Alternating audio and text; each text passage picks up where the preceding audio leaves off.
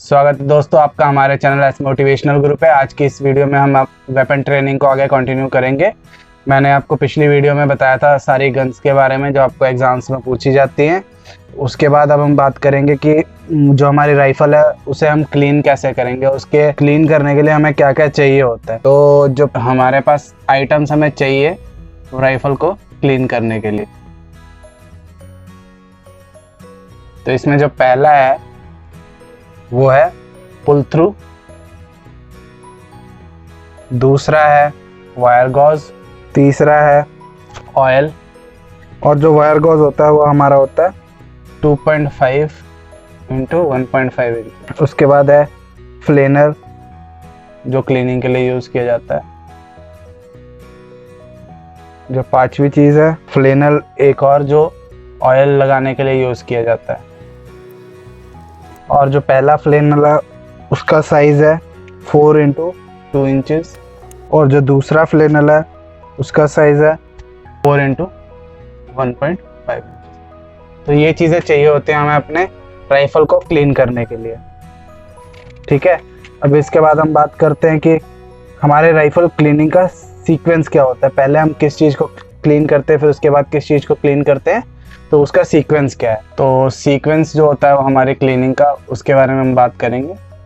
तो जो पहली चीज़ हम क्लीन करते हैं वो है हमारी बैरल, दूसरी चीज़ है हमारी चेम्बर, फिर आती है बात हमारी बोल्ट की 0.22 में, उसके बाद होता है मैगजीन, फिर आती है बात हमारी बेनेट की अगर राइफल में बेनेट लगा हुआ है तो, और उसके बेनेट के कवर की जिसे हम स्कैबार्ड कहते हैं। तो ये चीज़ थी क्लीनिंग के बारे में कि किस सीक्वेंस में क्लीनिंग होती है और क्या क्या मटेरियल चाहिए होते हैं हमें क्लीनिंग के लिए। उसके बाद बात करेंगे हम लाइंग पोजीशन और जो उसमें हम कैसे पकड़ते हैं और उसमें प्रिंसिपल ऑफ शूटिंग हमारे क्या होते हैं। तो आगे बात करते हैं हम लाइंग पोजीशन और होल्ड की कि राइफल हमें कैसे पकड़नी है। तो जो हमारी लाइंग पोजीशन होती है सबसे कंफर्टेबल पोजीशन होती है हमारी फायरिंग की, जो बाकी दो अदर पोजीशंस हैं उनसे, जो स्टैंडिंग या फिर आपकी जो सिटिंग वाली होती है। तो इसके बाद इसमें हम बात करेंगे प्रिंसिपल ऑफ शूटिंग की कि हमें कौन कौन से प्रिंसिपल जो हैं हमें वो याद रखने पड़ेंगे शूटिंग के। तो पहला जो है करेक्ट होल्डिंग, कि हमें राइफल सही तरीके से पकड़नी आनी चाहिए। ठीक है, जब तक हम राइफल को अच्छे से पकड़ेंगे नहीं तब तक हम अपना जो एम है उस पर कभी हिट नहीं कर पाएंगे। उसके बाद बारी आती है अच्छे से एम लेने की, कि आपको पता होना चाहिए कि आपका एम क्या है, आप कहाँ शूट कर रहे हो। ठीक है, और अलाइनमेंट की। उसके बाद बात आती है सही से ट्रिगर दबाने की। ठीक है, कि किस टाइम पे हमें ट्रिगर दबाना है और ट्रिगर दबाते समय हमें कौन कौन सी चीज़ें ध्यान रखनी चाहिए। ठीक है, ये हमारे प्रिंसिपल हैं शूटिंग के। इसके बाद बारी आती है कि हमारी जो लाइंग पोजीशन में हमारा जो पोजीशन होता है लेटे हुए वो कैसा होना चाहिए। तो जो हमारे लेग्स होते हैं दोनों, वो दोनों वाइड अपार्ट होने चाहिए एक दूसरे से, मतलब खुले होने चाहिए। ठीक है, और जो हमारे दोनों हील्स हैं वो ग्राउंड को टच करने चाहिए। ठीक है, उसके बाद बारी आती है कि हमारी जो बॉडी है वो लेफ्ट साइड को झुकी, मतलब मुड़ी होनी चाहिए। ठीक है, उसके बाद ये हमारे जो दोनों कोहनियाँ जो ज़मीन पर लगी होती हैं उससे दो ट्रायंगल बनते हैं। एक हॉरिजॉन्टल ट्रायंगल जो बनता है वो उसमें 3 पॉइंट्स होते हैं जहाँ हमारा चेस्ट ग्राउंड को लीव कर देता है। ठीक है, और लेफ्ट और राइट एल्बो मिला के हॉरिजॉन्टल ट्रायंगल बनाते हैं। ठीक है, हॉरिजॉन्टल ट्रायंगल से हमारी छाती उठी हुई और दोनों हमारे एल्बोज, और जो इसमें सामने की तरफ से अगर जब हम देखते तो एक वर्टिकल ट्रायंगल नज़र आता है हमें, जिसमें हमारी दोनों कोहनियाँ और ग्राउंड जो उनके बीच में होता है डिस्टेंस, वो हमारा वर्टिकल ट्रायंगल बनाता है। ठीक है, इसके बाद हम बात करेंगे हमारे राइट हैंड की पोजीशनिंग की, लेफ्ट हैंड की पोजीशनिंग की, और राइफल को हमें कहाँ शोल्डर में रखना चाहिए। जो हमारा राइट हैंड है वो हमारे लिए बहुत इंपॉर्टेंट होता है शूटिंग के वक्त, क्योंकि जो हमारा राइट हैंड है वही हमारे राइफल को स्टेबिलिटी प्रोवाइड करता है। ठीक है, और आपका जो ट्रिगर ऑपरेशन है, जिस इसी हाथ से आप ट्रिगर भी दबाते हो, तो ये बहुत ही इंपॉर्टेंट बन जाता है। तो इसकी पोजीशनिंग भी बहुत इंपॉर्टेंट है। आपकी जो ग्रिप होनी चाहिए, फायरर जो हमारे होते हैं उनकी ग्रिप बहुत ही अच्छे से होनी चाहिए राइफल पे, एकदम स्टेडीली आपने राइफल को पकड़ा होना चाहिए। और जो आपकी 4 फिंगर है, ठीक है, वो ट्रिगर पे होने चाहिए, ठीक है। और राइट हैंड से आप राइफल को पीछे अपने शोल्डर की तरफ को खींचते हैं, ठीक है, और शोल्डर में लॉक कर लेते हैं। और जो आपका ट्रिगर ऑपरेशन अच्छे से हो राइट हैंड से, और आपकी राइफल हिले ना, ठीक है।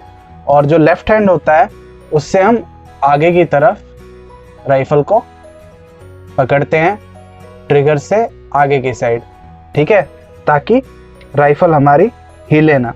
उसके बाद बारी आती है हमारे शोल्डर पे राइफल के बट की पोजीशनिंग की। तो जो हमारा बट प्लेट है वो अच्छे से हमारे शोल्डर में होना चाहिए।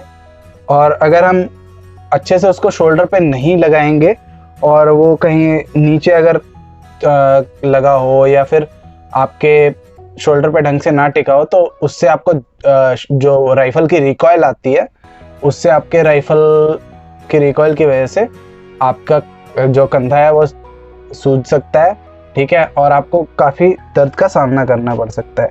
उसके बाद आती है आपके हेड पोजीशनिंग की। आपका जो हेड है वो अच्छे से एकदम राइफल के ऊपर होना चाहिए, ठीक है। और आप अच्छे से एकदम अपनी लेफ्ट आंख को बंद करके राइट आंख से देखते हैं, ठीक है।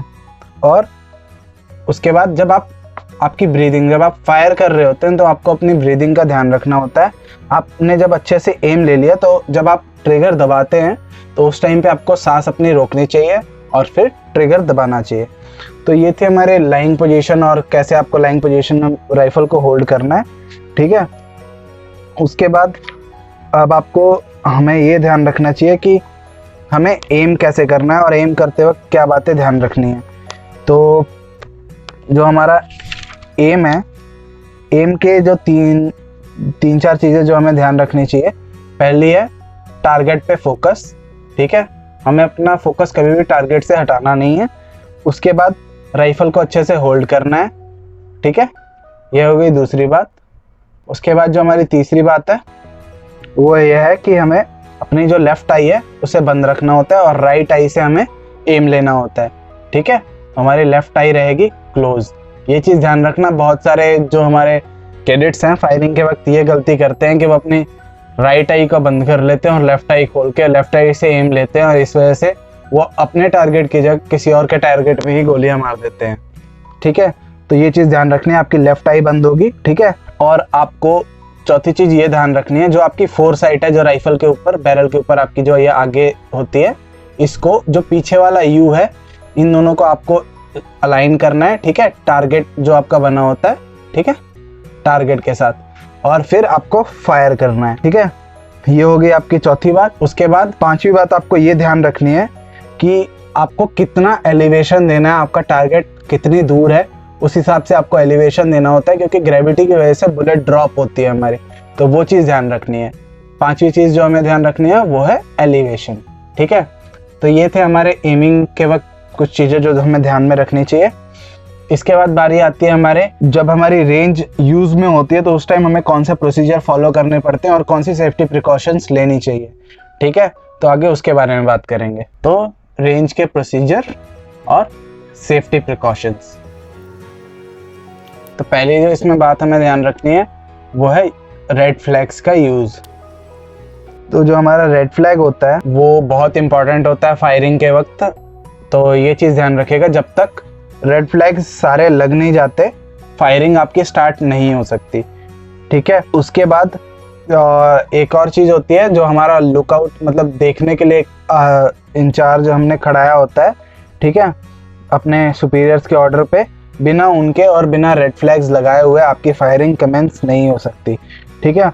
और जो बट होता है हमारा, जहाँ पे टारगेट्स लगे होते हैं, उस उधर ऊपर आपका हमेशा एक फ्लैग लगा होना चाहिए, ठीक है। और ये हमें ये बताता है कि जो आपका फ्लैग जो लगा हुआ है, ये हमें ये बताता है कि जो रेंज है हमारी फायरिंग रेंज वो इस टाइम यूज़ में है, ठीक है। और अगर बट के ऊपर रेड फ्लैग लगा हुआ है तो ये चीज़ याद रखिएगा कि उस टाइम पे कोई भी फायरिंग नहीं होगी, ठीक है।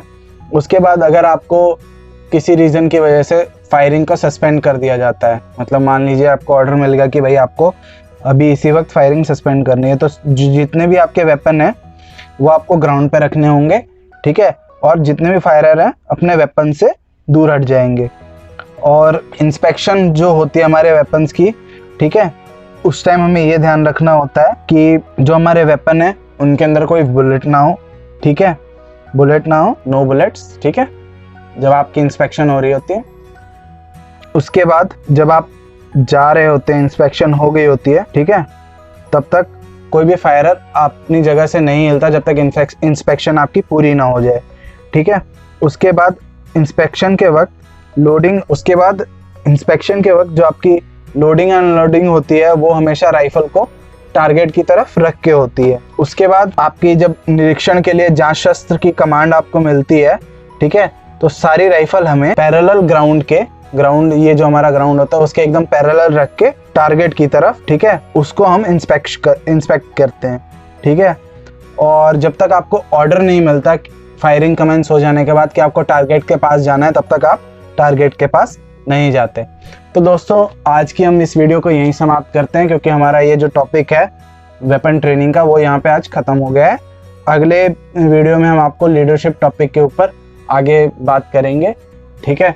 तो मैं आशा करता हूँ आप लोगों को ये वीडियो पसंद आएगी। अगर आप लोगों को ये वीडियो पसंद आए तो कृपया हमारे इस वीडियो को लाइक करें, हमारे इस चैनल पे नए हैं तो सब्सक्राइब करें और अपने दोस्तों के साथ इसे शेयर करें ताकि वो भी इस वीडियो का लाभ उठा सकें। धन्यवाद। जय हिंद।